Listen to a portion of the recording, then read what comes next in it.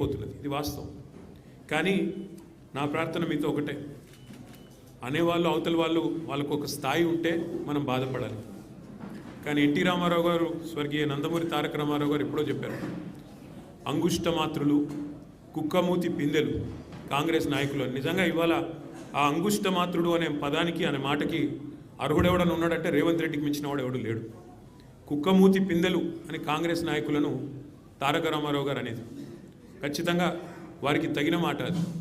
ఎందుకంటే ఒక్కసారి ఆలోచిస్తే నదీ జలాలు అని చెప్పి నిన్న చర్చ పెట్టారు. అసలు ఈ ముఖ్యమంత్రి గారికి బేసిన్లు తెలియదు, బేసిక్స్ అంతకంటే తెలియదు. దేవాదుల ఏ బేసిన్లో ఉంది అని అడిగే వ్యక్తి ఇరిగేషన్ మీద మాట్లాడుతూ అంటాడు. అట్లాగే ఆయన ముఖ్యమంత్రి అయిన తర్వాత వట్టెం పంప్ హౌస్ మునిగినా ఇంతవరకు కనీసం దాని మీద సమీక్ష చేయలేని అసమర్థుడు రేవంత్ రెడ్డి. ఎస్ఎల్బీసీ టన్నలు తన అవినీతి వల్ల కుప్పగొలితే 8 మంది అందులో సజీవంగా జల సమాధి అయితే ఇంతవరకు వాళ్ళ శవాలను కూడా బయటికి తీయలేని ఒక అసమర్థ పరిపాలకుడు రేవంత్ రెడ్డి.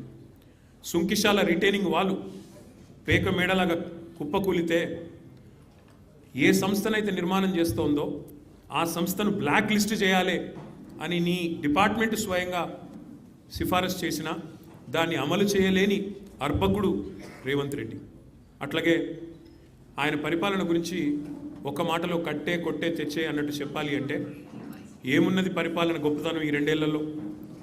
పేల్చివేతలు, కూల్చివేతలు, ఎగవేతలు. మనం ఎన్నో చూసాము చరిత్రలో. కానీ ఇంత చెత్త ప్రభుత్వం, చెక్ డ్యామ్లను పేల్చేసే చెత్త ప్రభుత్వం బహుశా భారతదేశంలో కాదు ప్రపంచంలో ఎక్కడ ఉండదు. ఎవరైనా నిర్మాణాలు చేస్తారు, మీరు విధ్వంసం తప్ప మీకేమి తెలియదు. పేల్చివేతలు ఎట్లా అయితే మేడిగడ్డను బాంబులతో పేల్చారో అట్లాగే ఇవాళ చెక్ డ్యాములు పటాకాలు పేల్చినట్టు పేలుస్తూ ఉన్నది కాంగ్రెస్ నాయకత్వం. దానికి వంతపాడుతున్నది ఈ దిక్కుమాలిన ప్రభుత్వం. కూల్చివేతలు, పేదల ఇల్లు కూల్చడం తప్ప ఒక్క ఇల్లు కట్టిన ముఖం లేదు మీకు 2 ఏళ్లలో. ఇక ఎగవేతల గురించి అయితే మిమ్మల్ని ఎన్నిసార్లు ఉరిదీయాలో తెలియదు. మరి ఉరిదీయాలి అని మాట్లాడుతున్నావు. నీ రాహుల్ గాంధీని ఉరిదీయాలి. ఎక్కడ? అశోక్ నగర్ నడి చౌరస్తాలో 2 లక్షల ఉద్యోగాలని చెప్పి మాట తప్పినందుకు రాహుల్ గాంధీని ఉరిదీయాలి. రైతులకు రుణమాఫీ చేస్తా అని చెప్పి మాట తప్పినందుకు వరంగల్లో రాహుల్ గాంధీని ఉరిదీయాలి. బీసీలకు 42% రిజర్వేషన్ అని చెప్పి మాట తప్పినందుకు మీ నాయకత్వాన్ని, కాంగ్రెస్ నాయకత్వాన్ని, రాహుల్ గాంధీని, రేవంత్ రెడ్డిని కామారెడ్డిలో ఉరిదీయాలి. ఉరి తీసుకుంటూ పోతే 420 హామీలు ఎక్కొట్టినందుకు 420 సార్లను నీ 420 కాంగ్రెస్ పార్టీని ఉరిదీయాలి. కేసీఆర్ గారిని పట్టుకొని నోటికొచ్చినట్టు మాట్లాడుతూ పనికిమాలిన చెత్తవాగుడు వాగుతూ నిన్న శాసనసభలో ఆయన మాట్లాడిన మాట బాధ ఎక్కడ అంటే, సరే ముఖ్యమంత్రి ఒక అర్భకుడు, అంగుష్టమాత్రుడు, ఒక నికృష్టుడు, ఇవన్నీ మనకు తెలుసు. సర్వభ్రష్ట ప్రభుత్వానికి ఇవాళ అధినేత ఈ ముఖ్యమంత్రి. సర్వభ్రష్ట ప్రభుత్వం ఇది. ఈ రంగం ఆ రంగం అని కాదు, అన్ని రంగాల్లో అట్రఫ్లాప్ ప్రభుత్వం, సర్వత్రా విఫలమైన ప్రభుత్వం ఈ ప్రభుత్వం. కానీ బాధాకరమైన పరిస్థితి ఏమంటే, అందరి హక్కులకు కస్టోడియన్లా ఉండాల్సిన స్పీకర్ గారు ఇవాళ ఆయన బడివే అనే మాట మాట్లాడితే కళ్ళప్పగించి ప్రేక్షక పాత్ర వహిస్తుంటే ఏమనాలనో అర్థం కావట్లేదు. ఇది పార్లమెంటరీ భాషనా? ఇది ప్రజాస్వామిక భాషనా? మాకు అనరాదా ఈ మాటలు? రేవంత్ రెడ్డి గారికి నేను చెప్తా ఉన్నా, నీకు ఒక భాషలో వచ్చేమో తిట్లు, మాకు 3-4 భాషల్లో వచ్చు. తిట్టాలనుకుంటే మీ తాత జేజమ్మలు దిమ్మె తిరిగేలాగా తిట్టే శక్తి మాకుంది. కానీ ఇంత నికృష్టంగా, ఇంత అల్పంగా, ఇంత దారుణంగా మీరు ఏదైతే వ్యవహారం చేస్తున్నారో ఇది ఎందుకు చేస్తున్నారో మాకు తెలుసు. ఎందుకంటే మీ అజ్ఞానాన్ని కప్పిపుచ్చుకోవడానికి. నీకు ఐఐటికి IIITకి అంతరం తెలియదు. ఐఐటికి IIITకి అంతరమే తెలియదు. నీకు బచావత్కు బ్రజేష్ కుమార్ ట్రిబ్యునల్కు తేడా తెలియదు. నీకు అసలు కృష్ణా బేసిన్ ఏందో, గోదావరి బేసిన్ ఏందో తెలియదు. నీకు అసలు తెలంగాణకి ఏం కావాలో తెలియదు.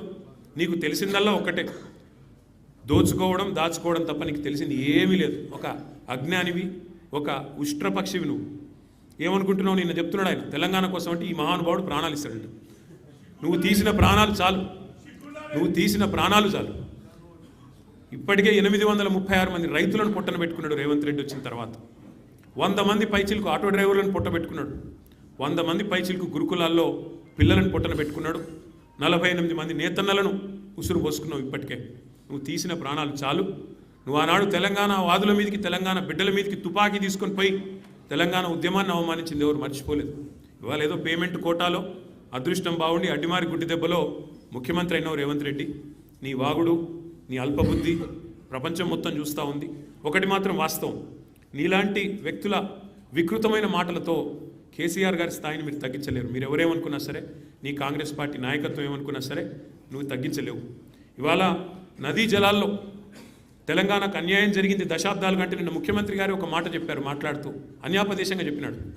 అప్పుడెప్పుడో నిజాం బాగు చేసిపోతే ఆ తర్వాత వచ్చిన వాళ్ళందరూ నాశనం చేసినారన్నాడు. తర్వాత